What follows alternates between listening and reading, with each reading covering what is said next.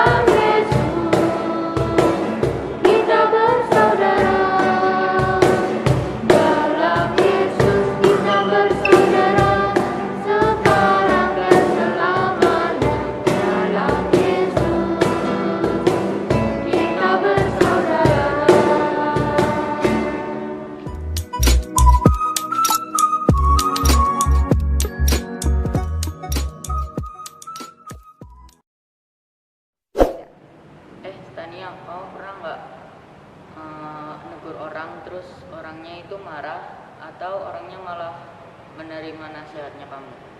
Oh, pernah tuh pas aku jalan-jalan keliling komplek naik sepeda, aku ngeliat ada orang buang sampah sembarangan. Tak nasihatin, bilang buang sampah di tempatnya. Ya dia bilang iya dan buang sampah ke tempatnya.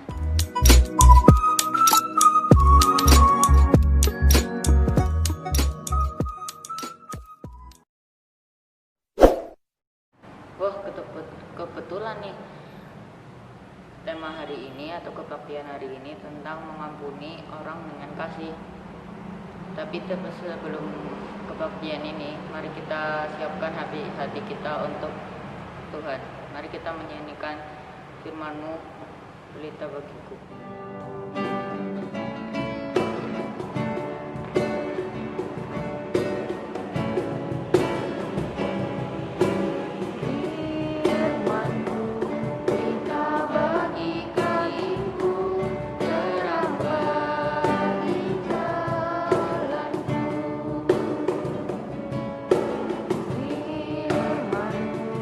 Kita bagi kasih-Mu terang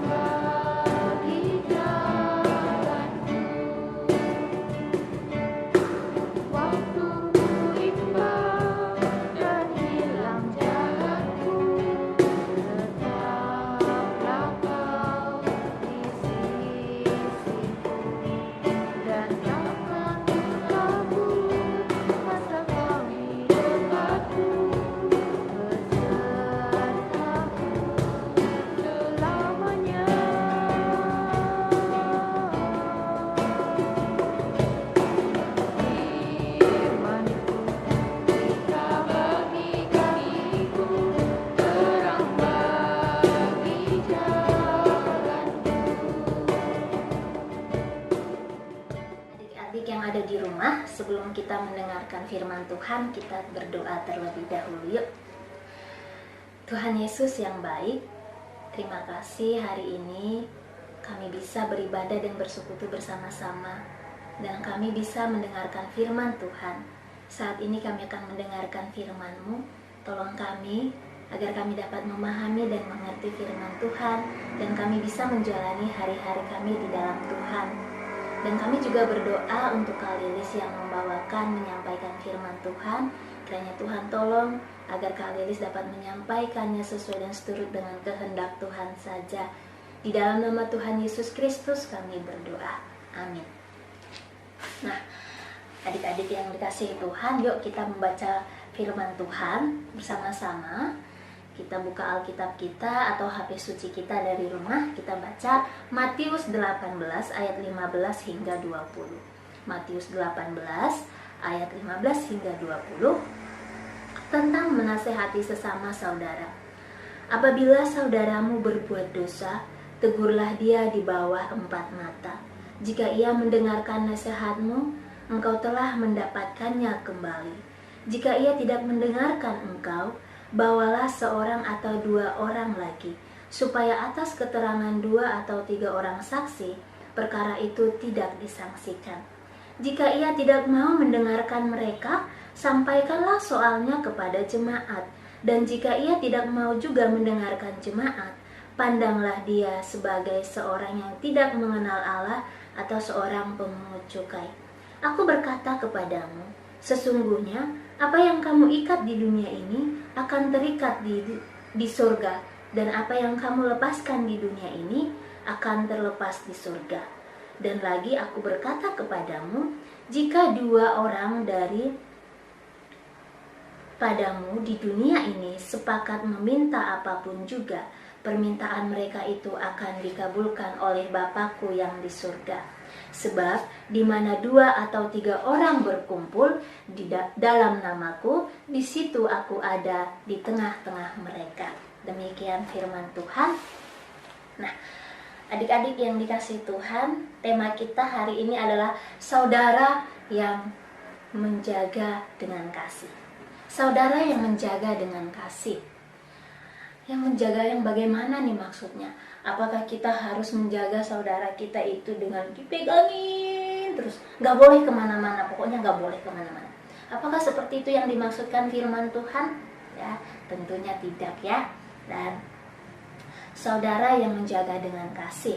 Berbicara tentang saudara, tentu kita semua, adik-adik semuanya punya saudara, ya bukan? Punya saudara. Saudara kita itu tidak hanya orang-orang yang ada di dalam keluarga kita. Saudara itu adalah orang-orang atau teman-teman kita di sekolah juga. Itu saudara kita. Orang-orang yang ada dalam lingkungan pergaulan kita.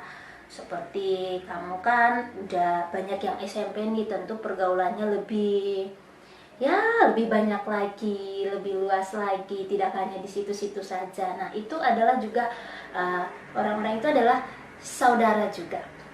Saudara itu juga adalah orang-orang di lingkungan sekitar rumah kita, tetangga kita.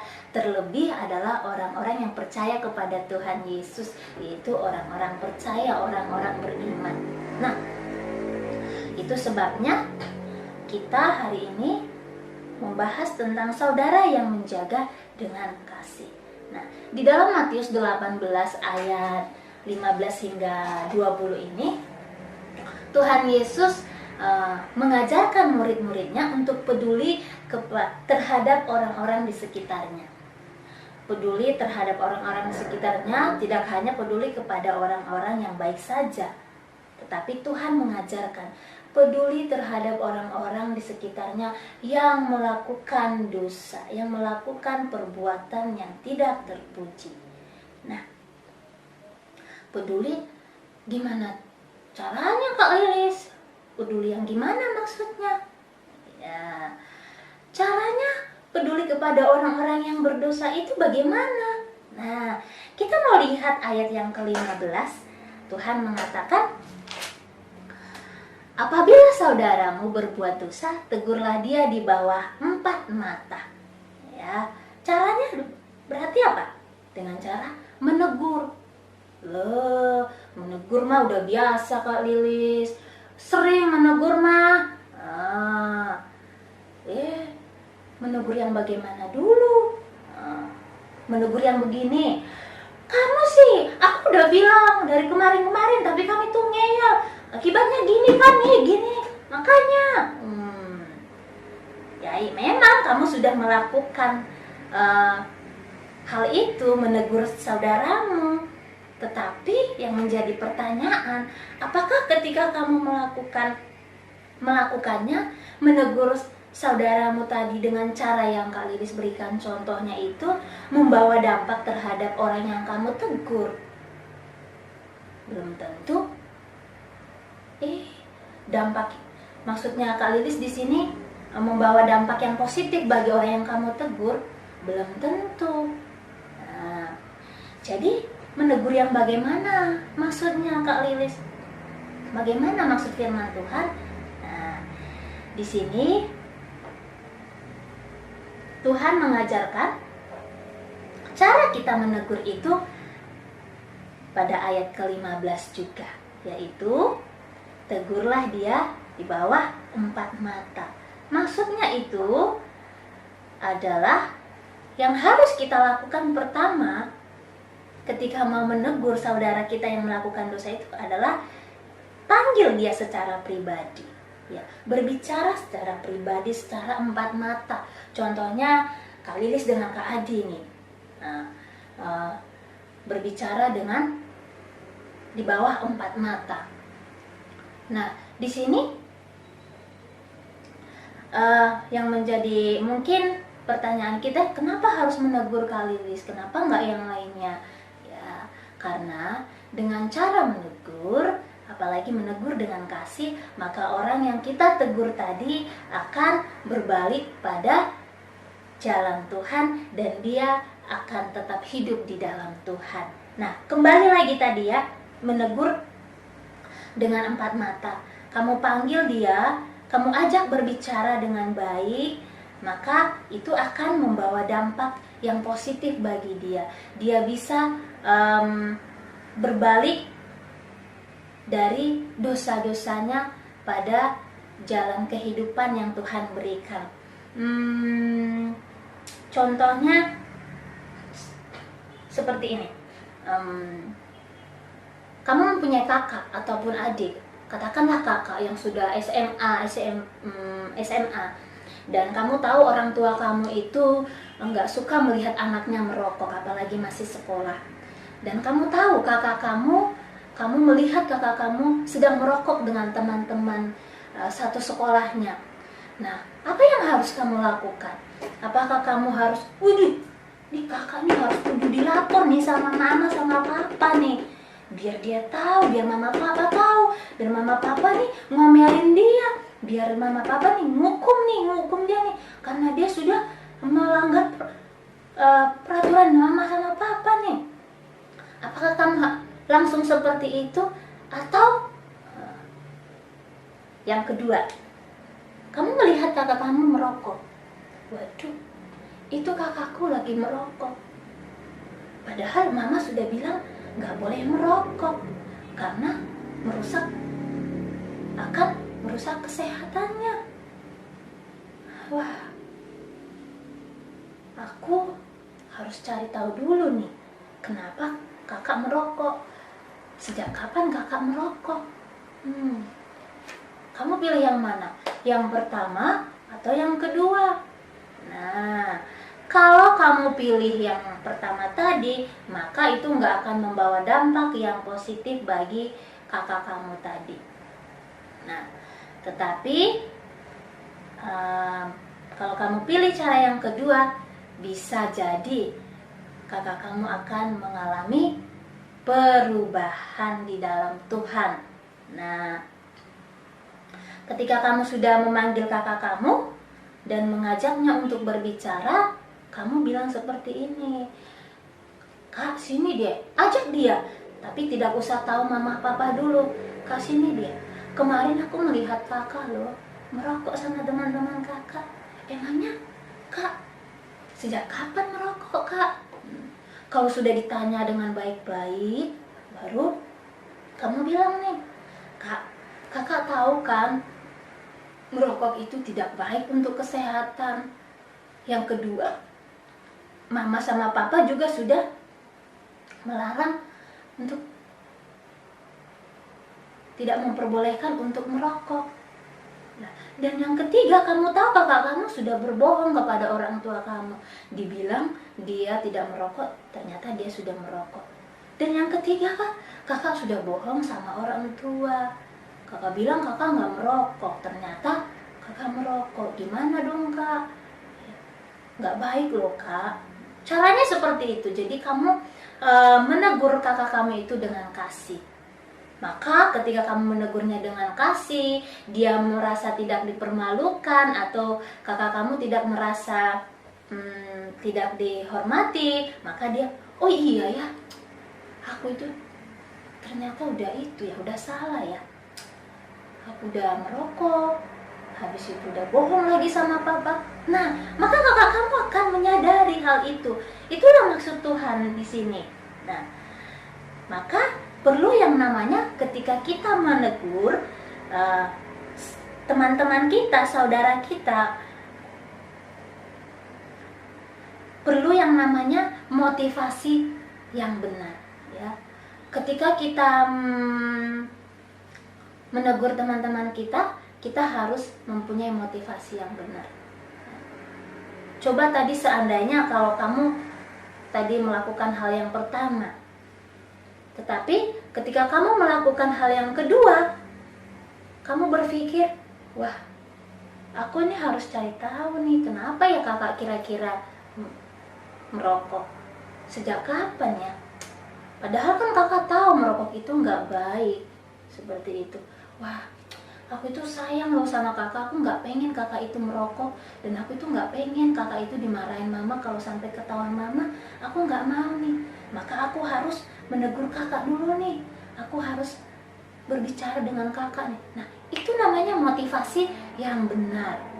Ketika kamu menegur kakak kamu yang tadi yang merokok tadi dengan motivasi yang benar, supaya dia tetap sehat, supaya dia tidak dimarahin orang tua, dan supaya dia tidak terbiasa lagi berbohong, maka orang yang kamu tegur atau kakak kamu tadi pasti akan menyadari kesalahannya dan juga perbuatannya.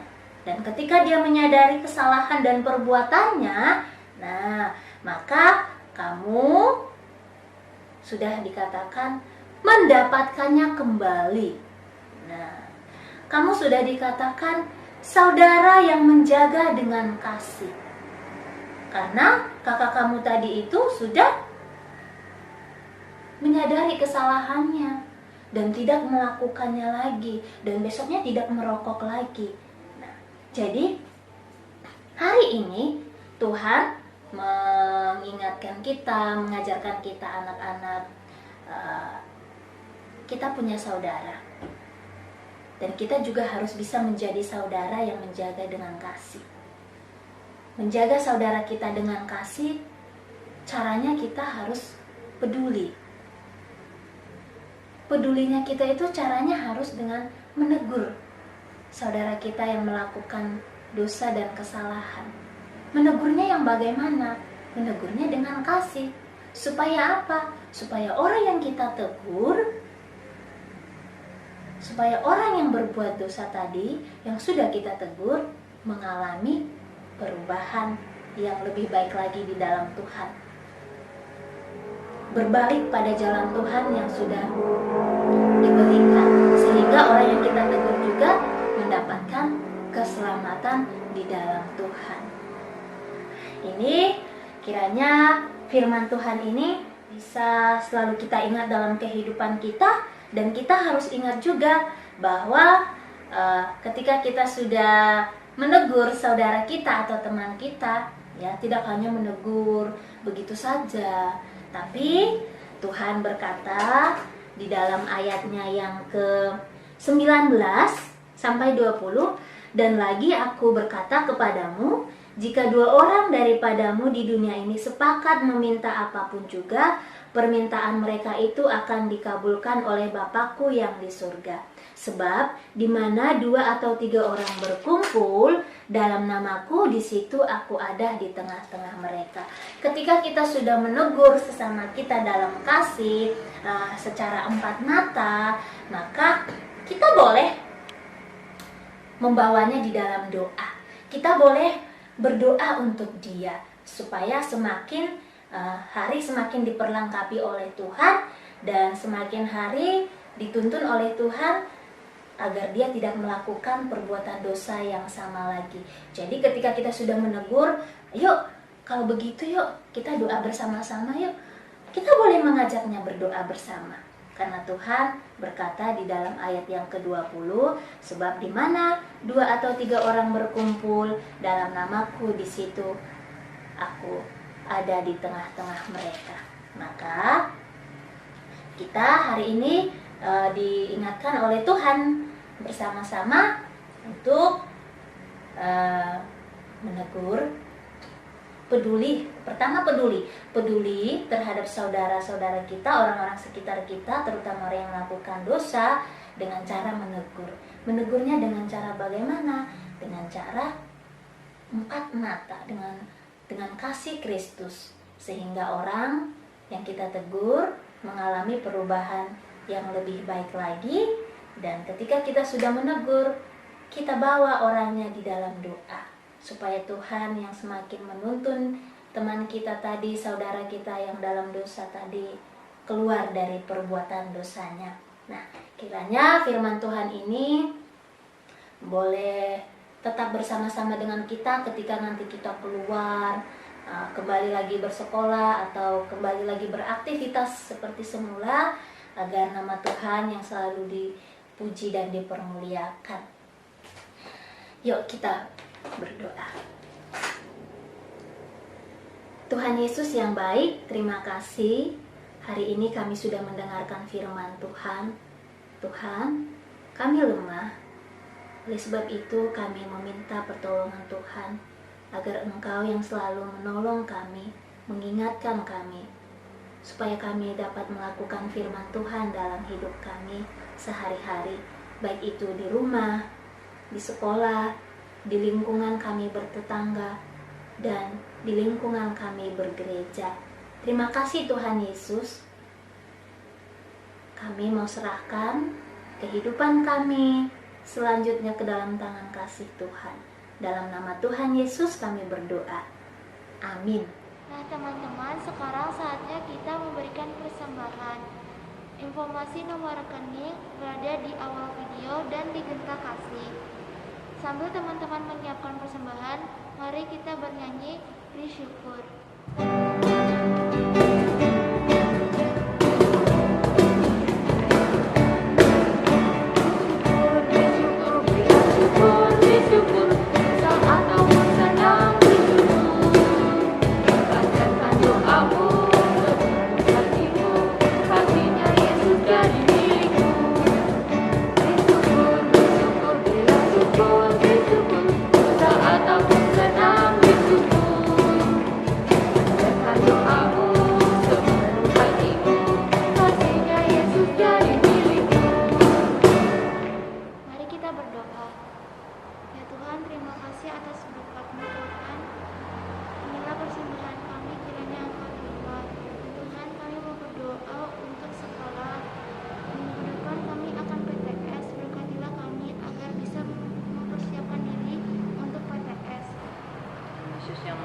Terima kasih ya Tuhan, Kau telah memberkati kami dari masa pandemi ini hingga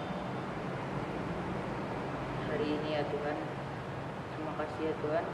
Kami mau mendoakan untuk ibadah onsite gereja agar dapat berlangsung dengan lancar dan tidak ada masalah. Tuhan Yesus, tolonglah agar virus pandemi ini cepat berakhir dan negara kami bisa maju dan beraktivitas kembali. Terima kasih ya Tuhan, di dalam nama-Mu yang kedua. Amin. Oh ya Stania, ibadah kita udah selesai nih. Tapi sebelum itu mari kita nyanyikan Ku Kasih Kau dengan Kasih Tuhan.